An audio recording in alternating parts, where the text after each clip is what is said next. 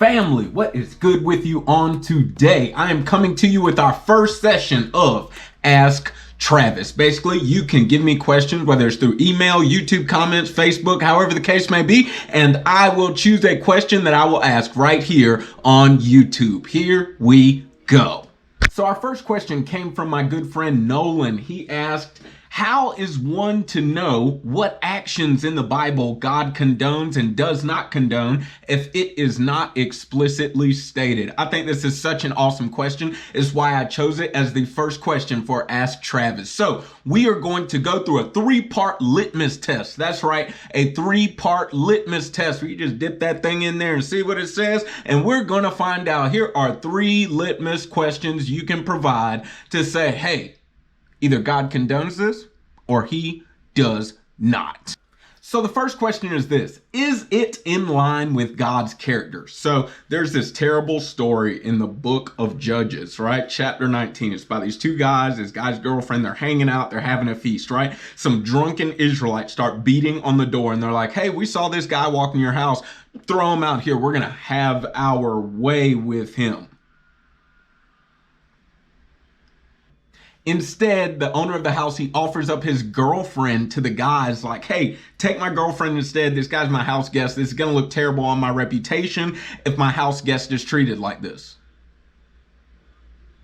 Okay, so verse 25, it says, but the men wouldn't listen to him. So the man took his concubine and sent her outside to them. They raped her and abused her throughout the night. And at dawn, they let her go.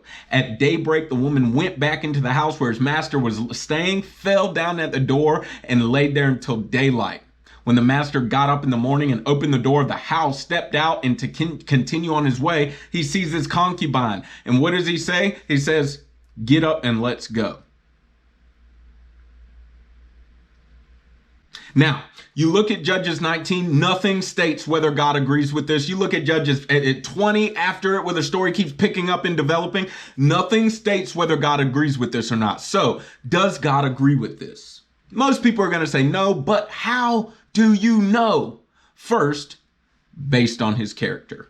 So let's get a snapshot of God's character, right? Matthew 22:37, it states, how often I have longed to gather talking about Jerusalem, your children together just like a hen gathers her chicks. That's love, right? Then we have Psalm 136:26 that states, give thanks to the God of heaven. His love endures forever. Before you were born, after you die, while you're watching right now. And then we have Psalm 37:28. It says, for the Lord loves justice. He will not forsake his saints. You see, the story is totally out of line with God's character. You can go through scripture and get way more examples of God's character than I just gave to you. But even just the three, this story is totally out of line with God's character. That litmus test comes back as negative. God does not condone. Second litmus question you can ask is, what is the context? Yes, you can know if God condones it or not based on the context of the story. Hear this one out right here, okay? Matthew 23:16 says, if anyone swears by the temple, it means nothing. But anyone who swears by the gold of the temple is bound by that oath. Now, some reasonable interpretations. You could say, hey, look, if you swear by the temple, your promise is weak. You make a promise based on the temple, the church you go to, your promise is weak. But look, if you make a promise based on the budget of the church, now we're talking about something. But here's the problem. The surrounding context says nothing like that. Here's the whole verse in its entirety. It's Jesus talking, and he's saying, woe to you blind guides, like people who lead other people. Woe to you blind guides. You say, if anyone swears by the temple, it means nothing. But if people swear by the gold of the temple, then you're bound by that oath. Then he says, you blind fools, which is greater, the gold or the temple that makes the gold sacred? Jesus calls them fools. I'm not thinking this context condones what that sentence says. You got to look at that context, right? Look at the context of Judges. That story we just talked about, right? Look at the context of Judges. In the context of Judges, you look at the first few chapters and the author is informing you of all of the things Israel was going through, all because they didn't honor God as king. And then you just keep walking through Judges and you just see story after story after story of them saying, this is what happened in the days when Israel had no king. They were struggling.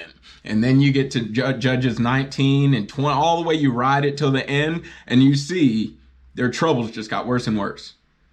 Not coincidentally, not circumstantial, but because of them. Context is king. And last, number 3 question for our litmus test is, does it correspond?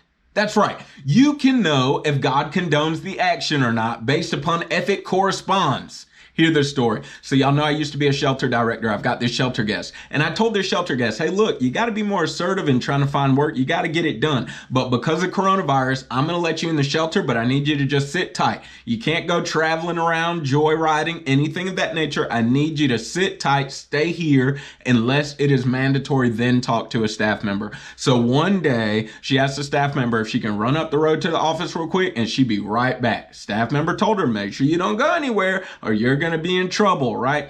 She sure enough goes other places for about 2 to 3 hours or something of that nature, and then she gets in trouble.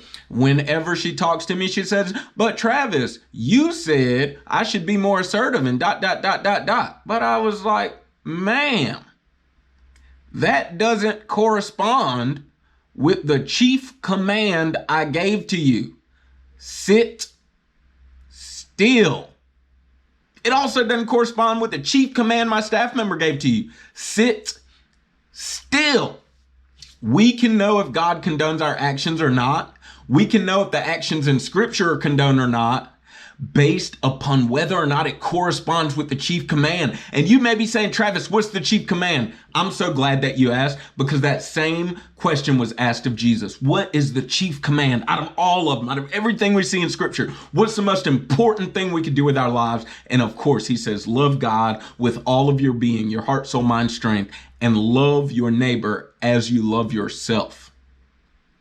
Love God with all your heart, soul, mind, strength. Love your neighbor as you love yourself. So, number 3 question for the litmus test is this. If it doesn't correspond with those 2 chief commandments that Jesus says are equally as important with each other, God doesn't condone it. God doesn't condone it. Now, there are some texts that are a little difficult to navigate where the Scripture do not explicitly tell you if God condones it or not. You think Rahab and the spies, right? She lied to the authorities that knocked on her door asking if those Israelites were there, but it saved the Israelites' life. In turn, it saved her life and her family's life. It doesn't say whether God condones it or not.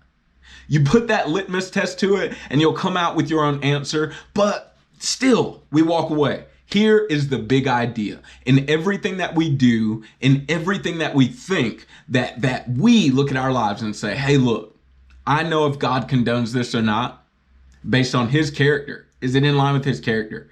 Based on context, right? The context of what I personally am going through, is this going to then lead me to number 3, abiding by his chief commandments? Will it correspond with the number 1 thing God told me to do? Love him and love my neighbor just as I love myself. So while you're reading Scripture, if you're wondering, does God condone the story in Scripture?